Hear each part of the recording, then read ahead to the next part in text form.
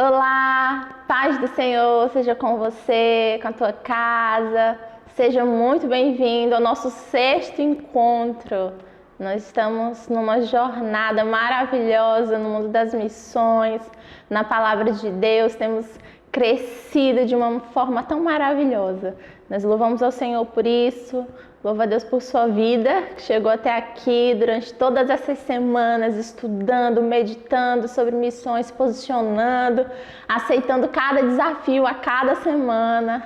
Nós podemos comemorar cada vitória que o Senhor tem nos dado. Hoje nós vamos falar sobre o nosso lugar no reino, como nós vamos atuar, como nós vamos responder sim ao chamado do Senhor. Quero te convidar nesse momento a curvar sua cabeça onde você está, orar ao Senhor, agradecê-lo e também abrir o seu coração para a ministração do Espírito Santo nesse tempo. Amém? Vamos orar. Pai amado e santo, nós te agradecemos por quem tu és, por aquilo que o Senhor tem realizado nas nossas vidas, pelo despertamento que o Senhor tem nos dado, Pai, pela obra missionária que o Senhor tem feito em nossas vidas. Nós sabemos que nós somos o teu campo, onde o Senhor atua, onde o Senhor governa e ministra, e eu quero te agradecer por isso. Obrigada, Senhor, porque o Senhor tem compartilhado conosco paixão por vidas, um coração generoso, um coração que reflete misericórdia, que reflete compromisso, que reflete, Deus, valores do teu reino.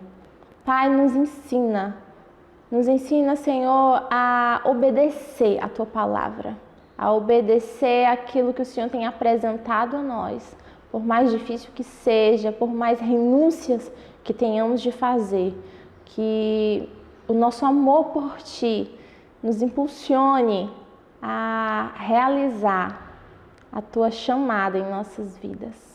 Nos dirige nesse tempo de estudo, alcança nossos corações, nós nos rendemos a ti nesse tempo, no nome de Jesus. Amém. Então, hoje nós vamos falar sobre pessoas nos lugares certos, vivendo o seu chamado. É tão importante quando nós encontramos o nosso lugar no reino, quando nós conseguimos fluir com quem nós somos, com os nossos dons, com os nossos talentos e podendo viver para a glória de Deus. Não existe nada melhor do que isso. E o que nós podemos fazer até chegar a esse momento? Como nós podemos caminhar?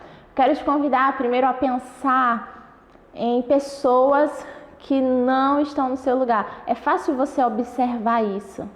Você já encontrou um profissional fora do seu lugar, como é algo desgastante, desagradável? Bom, você com certeza já viu um vendedor ou um caixa de supermercado bem mal-humorado, colocando aquelas compras no saco, assim, como se tivesse bem chateado de estar ali. Você já provavelmente encontrou com uma aeromoça também enfiando as malas ali no bagageiro do avião, ou quando você pede uma informação, não tem aquela gentileza de servir você e você se pergunta tantas vezes: ué, por que está fazendo isso, né? Parece que não está gostando. Às vezes a gente pode encontrar pessoas num dia mal, mas muitas vezes existem pessoas que não estão fluindo nas funções que estão desempenhando, estão nos lugares errados, vivendo aquilo que não foi programada para viver. Quando é o contrário, a gente percebe logo também. Quando a gente encontra aquele vendedor que é super gentil, que fala sobre o produto, que nos anima para adquirir aquela coisa. Ou quando nós encontramos também uma aeromoça que nos conduz de uma forma gentil na viagem, que tem aquela doçura de servir, que você se sente até mais agradável naquele ambiente. Nós sempre vamos encontrar profissionais excelentes e profissionais que ainda estão precisando encontrar o seu lugar. A maioria das pessoas tem trabalhado em lugares que não gostariam de estar. E no reino de Deus, a gente também encontra muitas pessoas assim. Muitas pessoas até com um coração sincero, com vontade de servir, com vontade de agradar o Senhor, mas tentando se encaixar num lugar que não é seu. E isso nunca vai dar certo. Vai ser desgastante para quem faz, vai ser desgastante para quem trabalha junto, para quem está vendo aquela cena, e não é bom para ninguém. Então Deus precisa entrar nessa história e nos mostrar aonde nós devemos atuar. Não é onde a gente quer, não é onde a gente acha bonito, não é o barro que diz para o seu Senhor como deve ser formado e como deve atuar. É o Senhor que nos diz aquilo que nós somos e aquilo que nós fomos desenhados para fazer. E nós precisamos disso. Eu queria começar com um texto bíblico de 1 Coríntios, no primeiro capítulo mesmo, a partir do verso 16. Vou explicar para vocês, preste atenção. Verso 16 diz assim: E batizei também a família de Estefanéias. Além destes, não sei se batizei algum outro.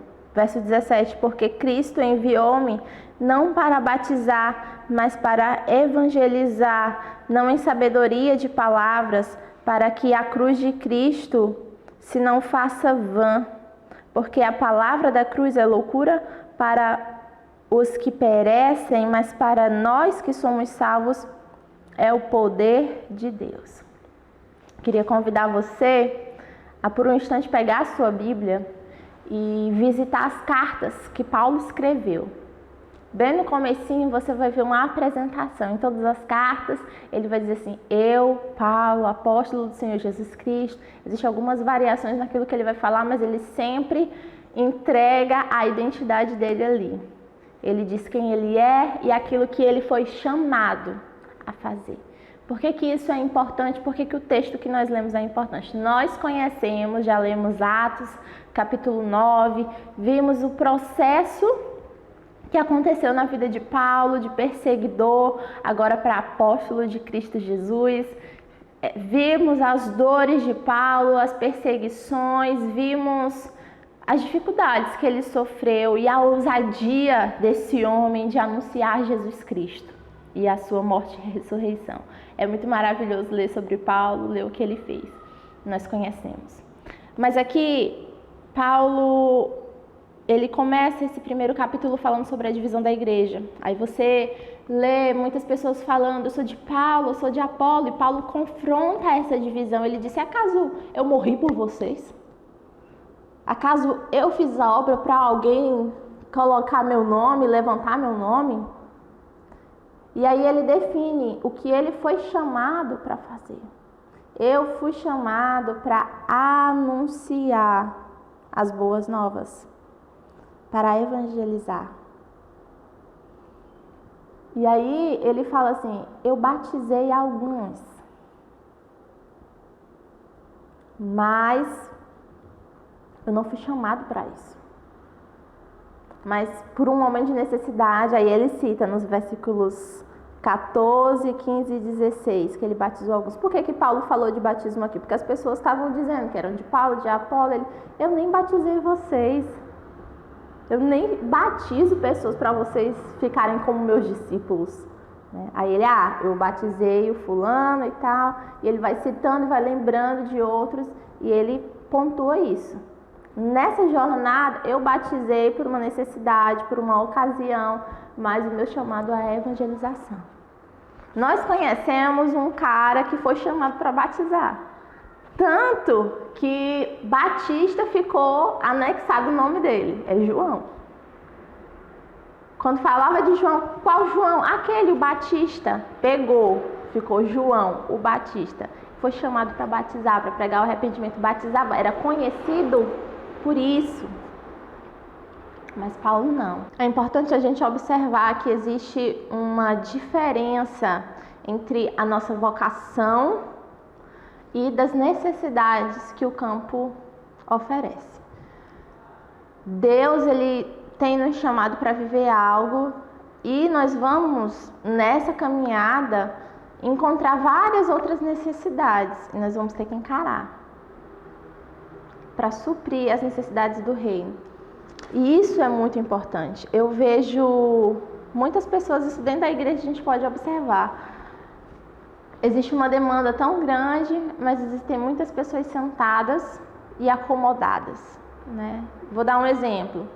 Nós temos uma grande necessidade no Ministério Infantil, por exemplo.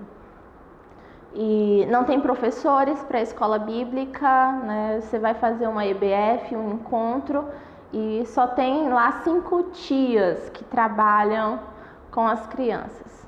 E aí você vai convidar o irmão, olha, venha dar uma palavra para as crianças, porque você não vem ser o preleitor de tal dia do encontro que nós queremos fazer. Aí você define lá e a pessoa diz, não, eu não fui chamado para trabalhar com crianças. O meu trabalho é com mulheres. Não, o meu trabalho é com casais. Eu não... Claro que nós temos afinidades, nós temos uma inclinação maior para cada área, isso é normal. Mas nós precisamos, como servos, estar disponíveis às demandas do reino. Aquilo que o Senhor quer nos mostrar e nos ensinar. Tem gente que não quer trabalhar na limpeza, diz que é servo, mas servir é só se for nos púlpitos, é só... E a gente ouviu tanto isso, viu tanto isso, que se criou uma ideia de que servir ministerialmente é isso. É estar pregando, é estar ensinando, é estar cantando. Então, se você não aparece, você não está no ministério. Isso quebra o que realmente é missões.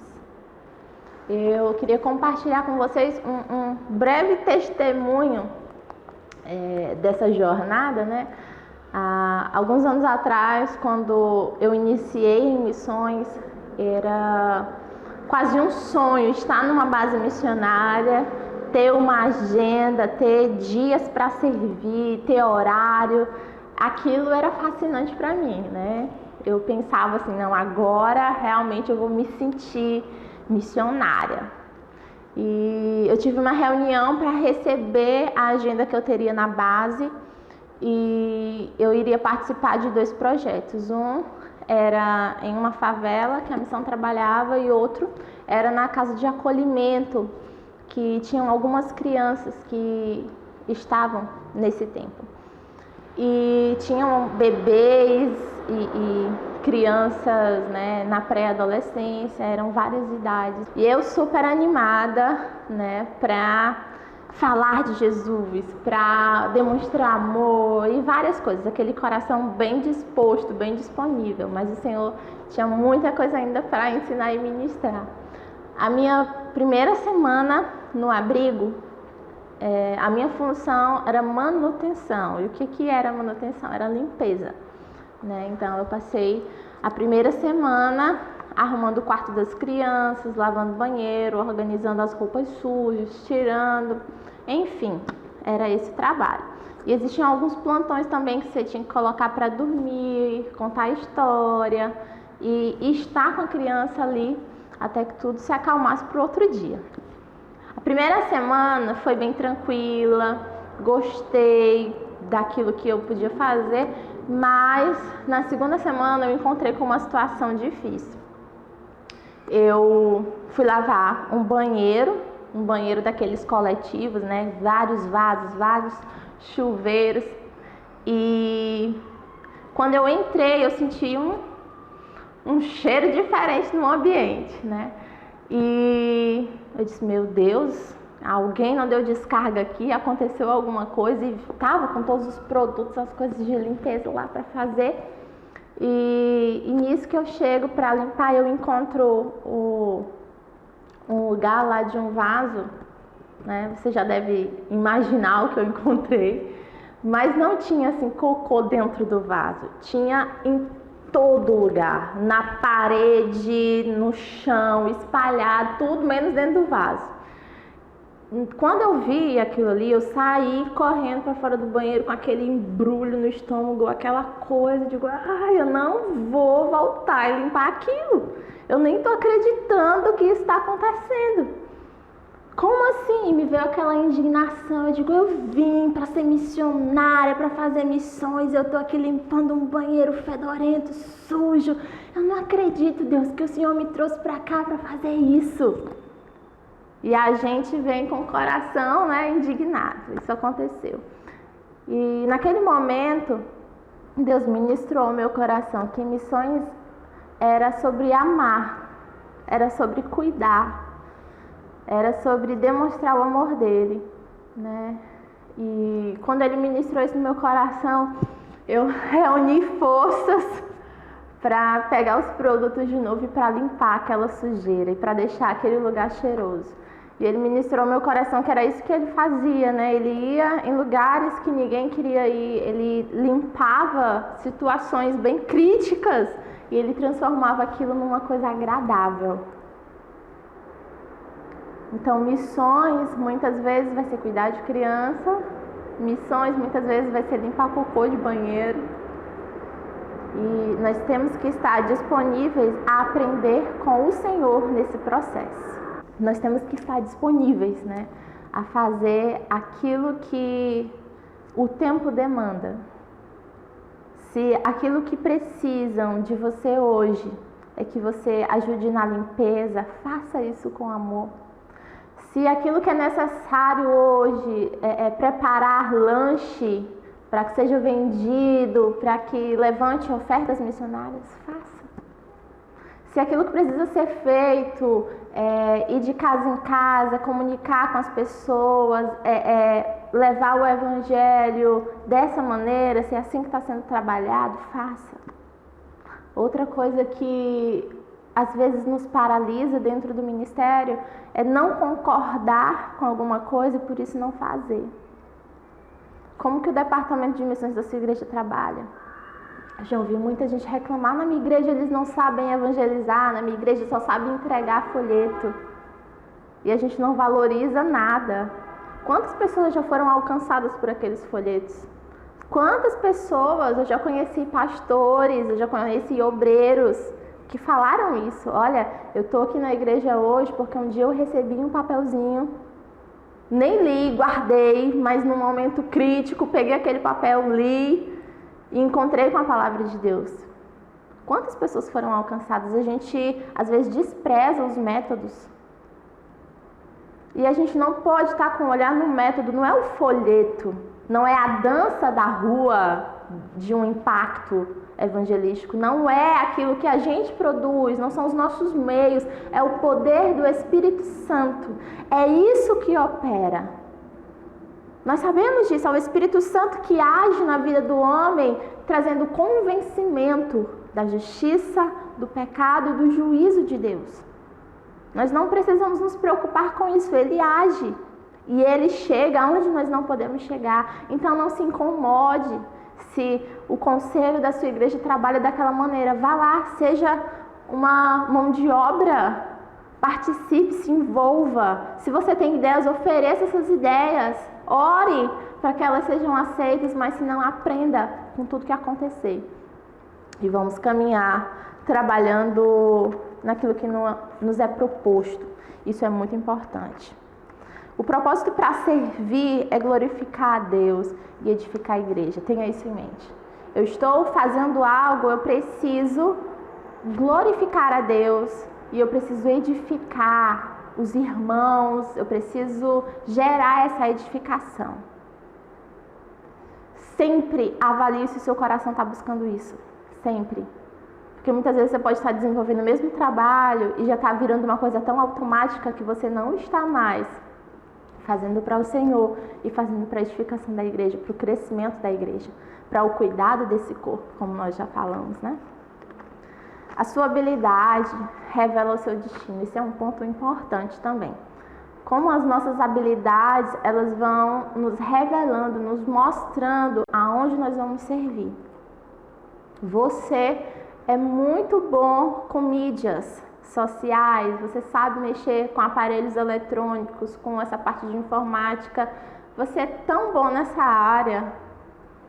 Imagina aí onde é que Deus vai te usar. Será que Ele vai te chamar para pregar nos púlpitos? Se você ama estar por trás das câmeras, monitorando todas as coisas, Deus ele vai usar as suas habilidades, aquilo que você sabe fazer, né?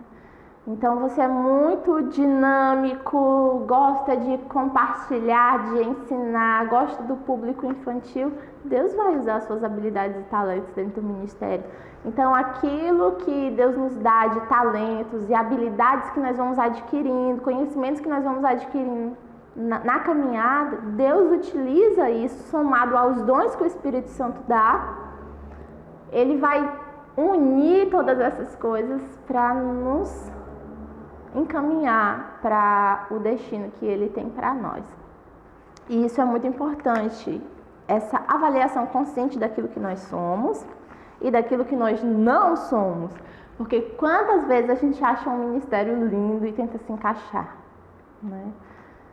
Muitas vezes até a obra missionária é assim. Eu conheço muita gente apaixonada por missões, que já tentou se encaixar de todo jeito, mas ministério não é encaixe. Ministério é vocação, é chamada de Deus. Então não é achar bonito e dizer assim, eu quero, aí se mete para fazer escola de missões, aí tentar aprender o máximo. Você pode aprender muitas coisas, mas a vocação, essa chamada de Deus, você não pode fabricar. Então é importante saber o que fazer, né? Tem gente que, por exemplo, acha cantar muito bonito. Eu quero ser do ministério de louvor, eu acho tão bonito. Aquelas pessoas que apresentam você ali na presença de Deus e tá ali naquele intermediando, né? Aquele louvor e convidando a igreja para adorar. É isso que eu quero fazer da minha vida. Mas a pessoa não canta, aí desafina, aí faz uma coisa tão ruim, fica todo mundo sem jeito, olhando para um lado, olhando para o outro, sem querer dizer para o irmão que não está cantando legal. Para que isso? Para que tentar se encaixar num lugar que não é seu? Então busque o seu lugar, busque se encontrar no reino. Isso é muito importante, isso é fundamental. Nós precisamos disso. 1 Coríntios 12:7 tem um versículo muito maravilhoso que diz assim: mas a manifestação do Espírito é dada a cada um para o que for útil.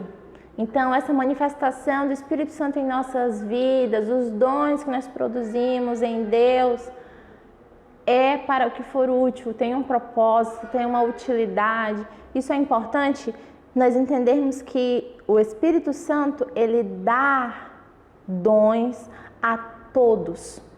Todos nós temos uma utilidade no reino.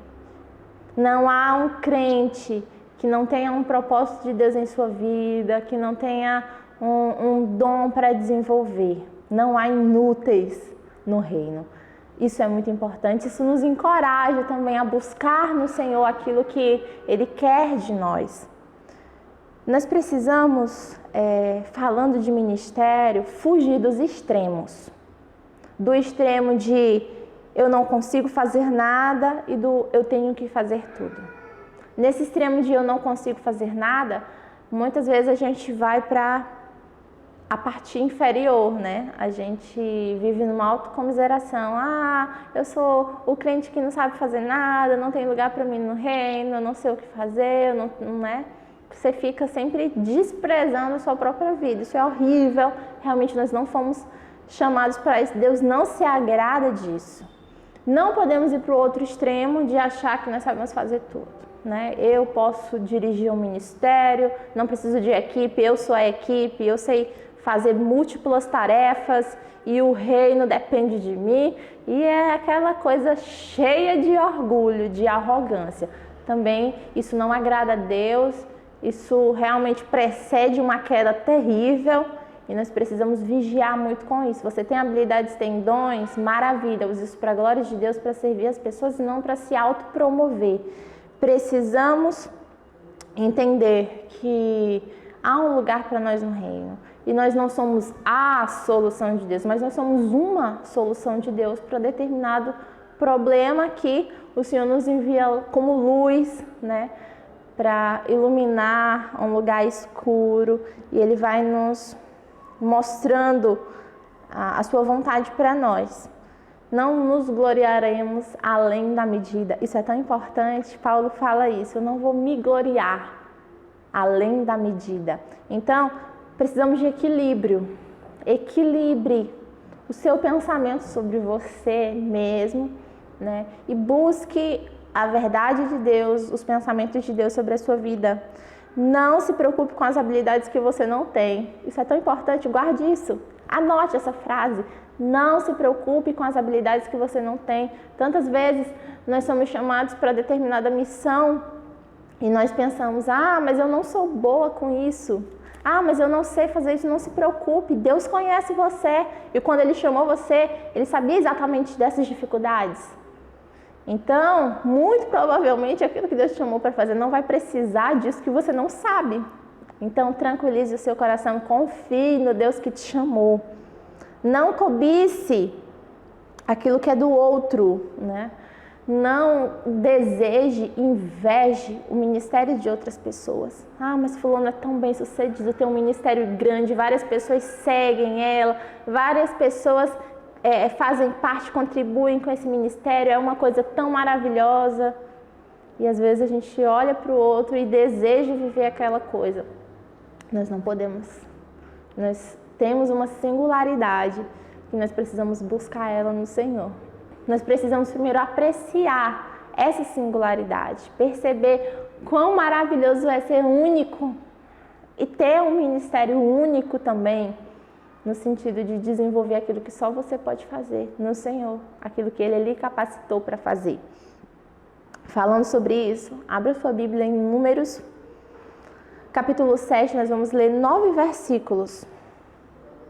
E esses são muito importantes. Você já viu quanta coisa maravilhosa tem em Números? Eu quero abrir um parêntese aqui para dizer que Números é um livro maravilhoso. Eu sou apaixonada por esse livro. Já foi diferente, já tive um preconceito muito grande de números, de não gostar de números. Eu já não queria nem chegar perto desse livro, mas depois que eu comecei a meditar, já li ele várias vezes, sempre que eu leio, tem revelações poderosas de Deus, tem palavras de Deus para a minha vida. E eu aconselho você, se você não está lendo nenhum livro da Bíblia, escolha esse para iniciar, se aprofunde no conhecimento do que Números tem para oferecer. Números capítulo 7, verso de 1 a 9. E aconteceu, no dia em que Moisés acabou de levantar o tabernáculo e o ungiu e o santificou, e todos os seus utensílios, também o altar, e todos os seus pertences, e os ungiu e os santificou, que os príncipes de Israel, os cabeças da casa de seus pais, os que foram príncipes das tribos, que estavam sobre os que foram contados, ofereceram. Versículo 3. E trouxeram a sua oferta perante o Senhor, 6 carros cobertos e 12 bois. Por 2 príncipes um carro, e cada um deles um boi, e os apresentaram diante do tabernáculo. E falou o Senhor a Moisés, dizendo: recebe-os deles, e serão para servir no ministério da tenda da congregação, e os darás aos levitas, a cada qual segundo o seu ministério. Assim Moisés recebeu os carros e os bois e deu aos levitas. 2 carros e 4 bois deu aos filhos de Gerson, segundo o seu ministério. Preste atenção nisso. E 4 carros e 8 bois deu aos filhos de Merari, segundo o seu ministério, debaixo da mão de Itamar, filho de Arão, sacerdote. E aos filhos de Coate nada deu, porquanto o seu cargo estava o santuário e levavam aos ombros. Eles receberam uma oferta para o templo, para o trabalho ministerial. E aconteceu que as pessoas receberam esses recursos de forma variada. Um recebeu 4, outro 2, outro nada. Isso é interessante, que ele fala que aquele que não recebeu nada, ele teria que carregar nos ombros. Esse recurso que eles receberam era para transportar algumas coisas, mas aquilo que os coatitas precisavam transportar, eles tinham que fazer com seus corpos, nos seus ombros. Isso é interessante porque você imagina se eles estivessem observando aquilo que o outro tem.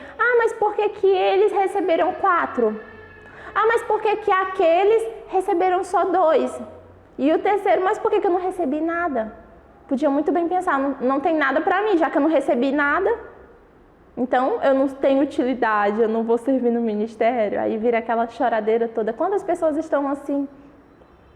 Foi isso que o Senhor me deu? É isso que eu tenho que usar no ministério. Se o Senhor não me deu, é porque eu não preciso disso. O que você tem nas suas mãos? Use isso para a glória de Deus. Use isso para comunicar o Evangelho, que é poderoso para salvar vidas. Um dia você também vai ser convidado a mostrar as suas mãos. Isso vai ser no fim de tudo. O que você vai apresentar ao Senhor? Quais os frutos você vai mostrar? Nós precisamos pensar isso, para que nos motive a viver muito e muito mais para a glória de Deus. Então, o que foi que Deus te entregou? Usa isso para a glória dele, usa isso para a edificação da igreja, usa isso para abençoar pessoas. A nossa mala revela o nosso destino. Então, se eu vou para um lugar quente, eu tenho roupas leves. Se eu vou para um lugar frio, eu tenho casacos, né? Então, eu coloco dentro da mala aquilo que eu vou utilizar no meu destino final. É importante que a gente avalie essa mala. Nós já nascemos com uma. Deus, Ele nos formou. Ele nos formou. Salmo 139 expressa essa grandiosidade da obra de Deus de nos formar no ventre de nossas mães.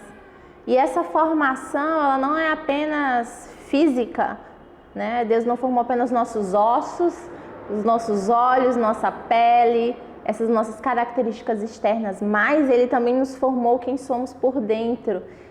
Cada característica do nosso caráter, nosso temperamento, nossa personalidade foi formada por Deus para um propósito. E nós precisamos ver isso. Versículo 14 desse texto, ele diz assim: Senhor, eu te louvo porque me fizeste de modo especial e admirável. Tuas obras são maravilhosas, eu digo isso com convicção. De quem Davi estava falando? Que obra maravilhosa era essa? A sua própria vida.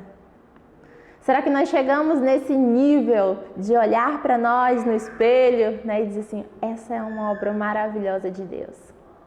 Não com orgulhos, não, né, nos achando mais do que somos, mas com essa consciência clara de que somos obra de Deus, de que nascemos com um propósito, de que somos úteis no reino. Isso nos alegra. Como é maravilhoso poder participar do plano de Deus, de compartilhar a salvação, algo que Ele já fez, já concluiu. A salvação é de graça por intermédio de Jesus Cristo, mas nós podemos anunciar isso a todos os povos. E como é bom participar disso. Então, olhe para aquilo que Deus lhe deu e faça alguma coisa com isso. Não enterre os seus talentos. Lembre dessa parábola. O Senhor, Ele vai viajar, entrega aos seus servos alguns talentos, alguns investem, outros enterram, com medo do seu Senhor. Não faça isso. Não seja um servo mau e negligente, que na verdade não conhece o seu Senhor, porque se conhecesse teria usado, teria administrado bem. Então nós somos mordomos também dos talentos, dos dons que nós recebemos do Senhor. O que nós fazemos com eles? Nós precisamos realmente observar tudo que nós somos e temos e oferecer ao Senhor. O que temos e o que não temos também. Oferecer no seu altar, Ele vai saber o que fazer com isso. O que o Senhor quer de nós exatamente? Ele quer o nosso coração. Ele quer a nossa obediência. Ou nós somos aqueles que obedecem e fazem a vontade de Deus, ou nós somos os desobedientes. Obedecer é muito difícil. Obedecer custa caro, mas desobedecer custa muito mais. Nós precisamos realmente entregar as nossas vidas ao serviço do Senhor. Esse chamado precisa ser para nós irresistível. Ouvir a voz do Senhor nos chamando para uma obra deve alegrar o nosso coração, em sermos coparticipantes desse trabalho. Em outra parábola, o Senhor conta a história de 2 filhos que o pai chama para trabalhar. Primeiro, ele diz assim, eu vou, mas no final ele não foi. O outro diz, não vou, mas no final ele acabou indo. E ele pergunta, qual desses fez a vontade do pai? Foi aquele que foi. Então não importa o que aconteceu na sua vida até aqui, não importa quanto tempo você ficou parado, não importa quanto tempo você perdeu, não importa quantos erros já aconteceu na sua caminhada, não importa a sua história. Mas se Deus te chama agora, se você tem uma vocação, uma chamada de Deus na sua vida, você pode se posicionar e ir. Missões aqui e agora fala para nós que existe uma possibilidade de fazer algo agora, aqui aonde eu estou. Tudo precisa de um primeiro passo. Você pode pensar realmente que Deus tem algo grande para a sua vida, que Ele vai te levar a muitos lugares, mas tudo isso começa aqui e agora. Começa com um posicionamento, começa com uma vida de oração atuante, com uma vida de renúncias, comece a renunciar àquilo que é pequeno e logo depois você será capaz de renunciar a coisas maiores, que a vida de missões é uma vida de renúncias constantes. Nós precisamos nos posicionar com a palavra, de termos um relacionamento fiel e verdadeiro com a palavra. Então são muitas coisas que nós precisamos pensar e dar o primeiro passo. E eu convido você nesse tempo a fazer isso. A se estudar. Tire um tempo para avaliar a sua vida. Tire um tempo para observar quem você é. Esse obreiro que o Senhor formou. Observe o seu propósito, aonde você quer chegar. Construa essa caminhada com Ele, com aquele que te fez, com aquele que te chamou. Gaste tempo no secreto, na presença de Deus, para que você reconheça a voz do Senhor em qualquer lugar, em qualquer circunstância. Isso é importantíssimo. E assim, a cada passo que você dá, você vai estando mais perto daquilo que o Senhor te chamou para viver. E não há nada mais grandioso do que isso. Nada mais grandioso. Lembra da parábola da pérola de grande valor? Um homem foi ao campo, encontrou uma pérola de grande valor. Ele escondeu a pérola, ele saiu, ele vendeu tudo que ele tinha para voltar e adquirir aquela pérola. Isso fala muito para nós. O reino de Deus é como aquela pérola. Vale a pena deixar tudo por Ele. Vale a pena obedecer o custo que for por Ele. Vale a pena viver missões, vale a pena servir. Tudo que a gente entrega, a gente recebe de alguma forma muito mais. E é muito bom semear nesse terreno fértil que é missões. Os campos estão brancos, prontos para a colheita. Muita gente está esperando aí ouvir do Senhor, muita gente necessitada de esperança, de salvação. Seja você essa voz. Comece agora, abra o seu coração agora. Chegou o momento de viver missões. Vamos orar? Pai, nós te agradecemos por todo esse tempo meditando sobre missões. Te agradecemos por esse calor que sentimos da tua presença. Agradecemos pela ministração do teu Espírito em nossas vidas. Agradecemos o teu cuidado, a tua instrução, a tua persistência em nossas vidas. Obrigada por não desistir de nós, Senhor. Muito obrigada. Obrigada pelo teu cuidado. Senhor, continua nos conduzindo na tua vontade.